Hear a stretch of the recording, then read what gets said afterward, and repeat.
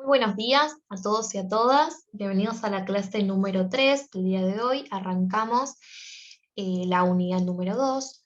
Esta unidad se va a tratar principalmente sobre las posibilidades e imposibilidades de los relatos pedagógicos modernos. Vamos a compartir pantalla para mostrarles lo que es la hoja de ruta. Acá no, ahí está, la hoja de ruta. Tenemos, bienvenidos a la clase número 3, trabajaremos sobre 3 autores de la unidad número 2. Los temas a ver el día de hoy son desescolarización y necesidad de ilustración, educación. Trabajamos sobre 3 autores, Nietzsche, Friedrich, sobre el porvenir de nuestras escuelas, Adorno, la educación después de Auschwitz, y Iván Illich, que nos habla sobre la sociedad desescolarizada. La actividad que tendrán como inicio, más allá de la introducción que hagamos de los temas abordados la semana que viene, va a ser una pequeña problematización de una frase del conocido educador Paulo Freire, donde la leeré y en este caso podremos compartir puntos de vista en común. Luego de leer todo lo que es la bibliografía, van a tener esta misma frase para poder analizar, pensar y reflexionar algunas preguntas de la misma, ¿no? Tendrán un foro de consultas, más allá de ser un foro de consultas, es un foro para poder despejar dudas, para poder hablar sobre puntos de vista, sentidos comunes que tengan ustedes, decisiones. En este caso, ese foro de consultas lo toman como, en este caso, la significación que le quieran dar al mismo, ¿no? Está abierto para lo que deseen, en este caso, consultar. Bueno, comencemos. Para poder comenzar quisiera hacer una pequeña introducción de lo que la profe Belén trabajaron la semana pasada, como cierre la unidad número 1. Hablaron sobre Immanuel Kant, que nos habla Immanuel Kant sobre lo que es la ilustración. La ilustración en este caso es la imposibilidad del sujeto de servirse por su propia inteligencia sin la guía de un otro. Es decir, si nosotros, por ejemplo, nos encontramos o nos sentimos mal, nos encontramos con fiebre, no sé, lo que fuese, no recurrimos a nuestro sentido común, sino que recurrimos a una persona que tiene un conocimiento determinado acerca de, en este caso, su oficio, que es el doctor, médico, lo que fuese, ¿no? Más allá de eso, nos habló también sobre Emily Durkheim, que en este caso nos habla sobre que el aula es el lugar más idóneo para poder desarrollar la escolarización del sujeto, es menos afectiva que la familia, es una institución del Estado. Por último, Domingo Faustino Sarmiento nos habla sobre, en este caso, la importancia de la instrucción primaria en este caso, para lograr lo que es la civilización del pueblo, y consideraba en este caso a la barbarie aquel sector de la población que se encontraba en un estado de pobreza. Bueno, para comenzar, les voy a leer una pequeña frase del educador Paulo Freire, 1921 a 1997, falleció.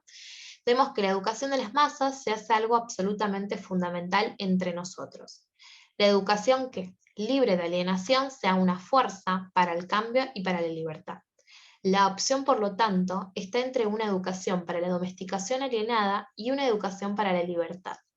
Educación para el hombre objeto o educación para el hombre sujeto. Preguntarnos, ¿no? O en este caso poder reflexionar sobre la educación alienada, la educación hacia la libertad, hacia la reflexión, hacia la propia personalidad. Si en este caso hablamos de un hombre objeto, si hablamos de un hombre sujeto, si es fundamental la educación hoy en día, en este caso para llegar al progreso, para la formación de futuras generaciones, poder pensar, ¿no?, sobre la educación y qué nosotros entendemos por educación. Esto como pequeña introducción que podemos hacer para poder preguntarnos, repreguntarnos, reflexionar sobre esta frase que traigo el día de hoy, y hablar sobre cómo esa alienación produce lo que es la pérdida de nuestra personalidad, nuestra identidad, lo que traemos consigo mismo, y cómo es que, en este caso, nos va a hablar Nietzsche, o nos va a hablar en este caso Ivan Illich, todos los autores que vemos sobre cómo esta educación alienada nos impone una cultura muy distinta a la que estamos acostumbrados o a la que venimos, ¿no? Y preguntarnos también de dónde venimos, qué valores, qué costumbres adquirimos, ¿no? Bueno, para el día de hoy tenemos, en este caso, ahí está, la necesidad de educación e ilustración, la desescolarización. La unidad número 2, como dijimos anteriormente, se llama de las posibilidades e imposibilidades de relato pedagógico moderno. Los autores, volvemos a retomarlos: Nietzsche Friedrich, que nació en el año 1844 y falleció en el año 1900, Theodor Williams Adorno, hablamos de que nació en el año 1903 y falleció en el año 1969, perdón. Illich Ivan nos habla sobre 1926, o sea, nació en ese año y falleció en el año 2002. Bueno, uno de los primeros autores es Nietzsche. Nietzsche nos habla sobre el porvenir de nuestras escuelas. Él nos dice que a partir de su teoría trataba de erradicar el nuevo modelo educativo actual y moderno. Decía que ofrecía unas culturas inadecuadas, donde hasta la propia lengua materna dejaba de existir, dejaba de importar, en este caso de significar, y que el arte no existe. Dice que necesitamos gente culta que sea capaz de despreciar su cultura para de esta manera guiarse por el autor. Él tuvo 5 conferencias, en esas conferencias fue de alguna manera reflexionando sobre el sistema educativo. En la primera conferencia, él nos habla sobre que tuvo un punto de inflexión en su vida, que hizo que se saque esa venda que tenía en los ojos y que pueda, en este caso, ver las inquietudes del sistema educativo, ¿no? O sea, poder salir de esa ignorancia y poder ubicarse en un lugar de poder ver aquello que estaba sucediendo. La segunda conferencia nos habla sobre mostrar el lado esperanzador sobre el futuro, de la educación, donde se plantean temas como la pobreza espiritual de los profesores, la obligación de expresar el mismo pensamiento y la necesidad de la formación de un sujeto, ¿no? Con pensamiento libre. En la tercera conferencia nos habla sobre la reivindicación de la cultura griega como un punto de partida para lo que es el desarrollo de una verdadera cultura académica, una cultura como un medio, ¿no? Y como un fin para el Estado. La cuarta conferencia nos habla sobre la existencia de instituciones para la vida, y en este caso instituciones para la cultura, no que se forme una institución solamente para formar, instruir, en este caso disciplinarse, ¿no? Que haya instituciones para diferentes situaciones, ¿no? Que se nos pueda presentar. La escuela no permite los tiempos para pensar ni tampoco reflexionar sobre las situaciones problemáticas. Y esto me hace recordar, en este caso, cómo los autores de la primera unidad, como Silvia Greenberg, Varela Uría, Julia Varela, nos hablaban sobre cómo la instrucción, o en este caso, producía lo que era un conocimiento inerte, ¿no? Un conocimiento que yo lo puedo utilizar para, en este caso, rellenar espacio de una evaluación y no para realmente servirme para la vida práctica. La quinta conferencia, en este caso, nos habla sobre una frase que dice él, que dice: cualquier clase de cultura se inicia con lo contrario de lo que hoy se elogia como libertad académica. Y nos hace una diferencia entre el sistema educativo de Nietzsche y el sistema educativo nuevo. El de Nietzsche nos habla que él desea que el sistema educativo sea caracterizado como natural, que los profesores sean competentes, que se favorezca la reflexión, la autonomía, la autocrítica, ¿no? El pensamiento libre, la cultura como desarrollo del hombre, la lengua materna como un arte, ¿no? Y por otra parte, lo que es el sistema educativo nuevo hace una comparación de que es innatural, moderno, actual, que no se, o sea, se impide la reflexión y la autonomía del sujeto, sino que es más a un adoctrinamiento, una imposición. Por otra parte, la pobreza espiritual de los profesores, ¿no? O sea, la pobreza de generar ese lugar de un guía, de un compañero, y no de lo que es un docente disciplinario. Luego la cultura como un medio, que en este caso de dominación por parte del Estado. Y la lengua materna obviamente dice que deja de existir, deja de importar. Por otra parte, tenemos el autor Theodore Williams Adorno, que nos habla sobre la educación después de Auschwitz, en el cual dice que en 1967 se publicó este libro, este texto, que en este caso nos habla sobre educación después de Auschwitz, por el filósofo y sociólogo Theodore Williams Adorno. Adorno inicia la conferencia con su asombro por la poca atención, y en este caso, y, y necesidad de ubicarse frente a lo sucedido en los campos de exterminio de Auschwitz, ¿no? Y cómo es que en estos campos de exterminio se produce lo que es la matanza prácticamente de víctimas de descendencia judía, ¿no? Y cómo estos generaban o se significaban como un símbolo de barbarie. Él dice que atribuye la educación, luego de lo que sucedió en estos campos de exterminio, que genera que se enseñe que esto no se vuelva a repetir, ¿no? Que lo que hizo posible la aparición o la instalación de estos campos, que las circunstancias que permitan, en este caso, generar un consentimiento acerca de lo que sucedió en estos campos. Si desean saber mucho más, hay muchos videos en YouTube que nos hablan sobre diferentes actividades, en este caso monstruosas. Realmente son muy fuertes las imágenes, pero nos demuestran realmente lo que sucedieron en esos campos. No literalmente qué actividades realizaban, pero sí fotos e imágenes de ellos. Y van relatando las actividades que habían hecho, ¿no?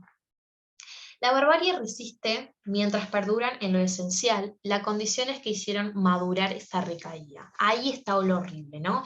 Y dice que la presión social, más allá de no tratarse de campos de exterminio, sigue estando, ¿no? Sigue gravitándose. Y como cuando habla de educación hace referencia a dos esferas. Una, que la educación debe de formarse desde la niñez, desde la infancia misma. Por ejemplo, nos hablaba Silvia Greenberg, o en este caso Álvarez Uría, sobre que el sujeto se debía de enseñar o escolarizar desde la infancia, ¿no? Desde donde la infancia es maleable, manipulable, es donde en este caso se debe de generar esa necesidad de educar sobre aquello a lo que le hacía falta en su casa, ¿no? En su lugar de nacimiento. Y por otra parte, la ilustración que en general pueda establecer lo que es una cima espiritual, cultural, social. Él también, bueno, nos habla que la violencia, más allá de la violencia que se vivió en los campos de exterminio con lo que es la firmeza, la dureza de la educación que se vivía allí dentro, nos habla sobre cómo el sistema represor, bajo lo que es el dolor, el odio, genera lo que es el olvido del dolor propio y por lo tanto al mismo tiempo olvida el ajeno. Es decir, cuando se educa a un sujeto a través de la dureza, del rigor, del odio, produce en él lo que es el olvido de cómo, en este caso, tratar bien a una persona, o, es decir, o cuando esa persona trata mal a otra persona, no se da cuenta que lo está haciendo. ¿Por qué? Porque fue educado de esa manera. Entonces, la educación, su enseñanza, no debe estar asociada a la represión, sino que dice, por ejemplo, la educación reflexiva, fomentar la autocrítica, conservar la autonomía frente al peligro que significa lo colectivo. O sea, la resistencia frente a lo que sucede en estos campos de exterminio o frente a la presión social es poder trabajar desde la autonomía, desde la autodeterminación, desde lo que es la resistencia frente a esa masificación. Bueno, en tanto hablamos todo esto, Ivan Illich nos habla sobre la sociedad desescolarizada. ¿Y qué significa desescolarización? ¿O cómo comienza él a introducirnos en este tema? Con esta pregunta: ¿por qué debemos de privar de apoyo oficial a la escuela? Y él nos dice, todos hemos aprendido la mayor parte de lo que sabemos fuera de la escuela, ¿no? A partir de lo que es la naturaleza, los recursos, desde nuestros propios padres, cuando nos inculcan, cuando dicen que está bien, que está mal. El aprendizaje se desarrolla en todo momento y en todo campo social.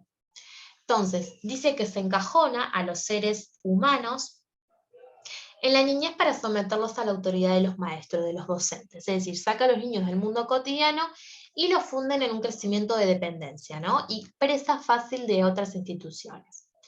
Entonces él dice, la escuela enseña la necesidad de ser enseñado, ¿no? No de ser un sujeto que aprende, que se desarrolla, que crece.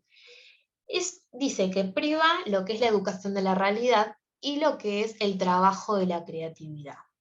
Esclaviza, ya que solo de esa manera puede cumplir su función principal de formar lo que es el juicio crítico. Tenemos que el docente se lo caracteriza como custodio, es decir, que somete a los alumnos a rutinas, es decir, una ritualización prácticamente, que sin buscar lo que es el saber profundo, ¿no? Sino que va por ahí, de manera superficial. El moralista, que reemplaza a los padres, al Dios, al Estado, es decir, que trata al sujeto como desee tratarlo. Y el terapeuta, que es la domesticación de la visión de la verdad, de lo justo, es decir, siempre le va a dar lo que es como cuando se trataban los docentes en la época moderna, donde el docente era considerado como un sacerdote, como un prodigio, que en este caso no se podía cuestionar, ya que él traía la verdad absoluta. Luego tenemos los valores institucionales, tenemos que la escuela nos enseña que la instrucción produce aprendizaje, que el valor puede medirse y graduarse. Por otro lado, los valores envasados, la distribución, el distribuidor profesor entrega el producto terminado al consumidor alumno, y la medición de los valores. Valores cuantificados y reproducibles, un mundo en el que todo puede medirse, incluso el hombre mismo. Acá, todo esto de los valores institucionales, valores envasados o medición de los valores me hace recordar mucho a la relación en este caso de la institución como un mercado, con un mercado económico, donde todo tiene valor, todo tiene precio, donde están quienes pierden, quienes ganan. No, no está asociado a un lugar donde se produzca el aprendizaje, donde se produzca los errores como un camino para seguir aprendiendo y no como un camino para ser condicionado. Tenemos, por ejemplo, que Iván Illich nos habla sobre cómo la naturaleza educada nos habla sobre la desescolarización. Dice que se trata de la liberación del hombre mediante el acceso al entorno físico y a los recursos. Es decir, busca lo que es la libre expresión, la reunión, la prensa libre, la libertad de autonomía, como nos hablaba Nietzsche, un hombre epimeteico. Muchas gracias por escucharme. Esto va a ser subido al aula, no se preocupen si no llegaron a copiar. Y nada, les quería consultar si tienen alguna pregunta, cualquier consulta, cualquier duda que tengan, la realizan en el foro de consulta. Eh, eh, Vamos a realizar lo que es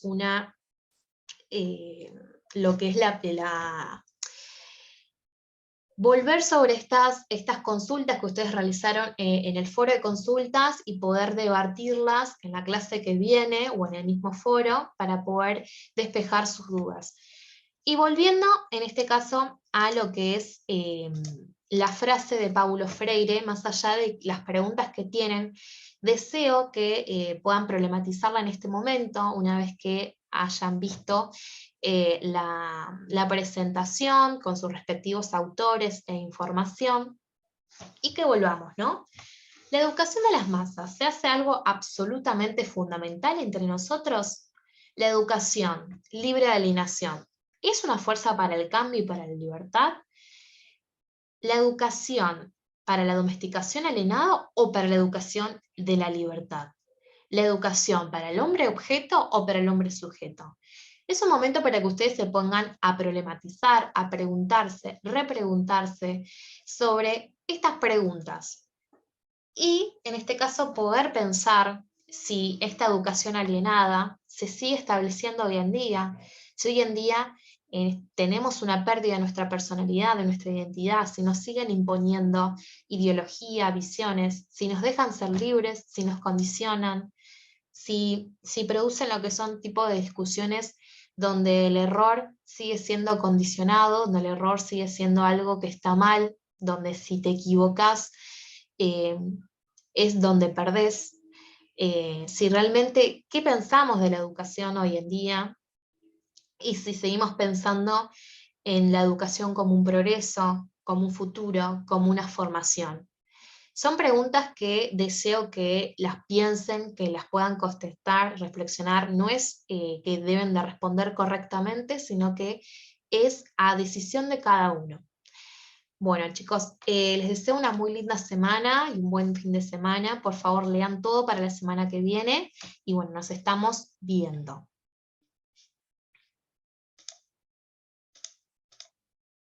Ahí está. Nos vemos.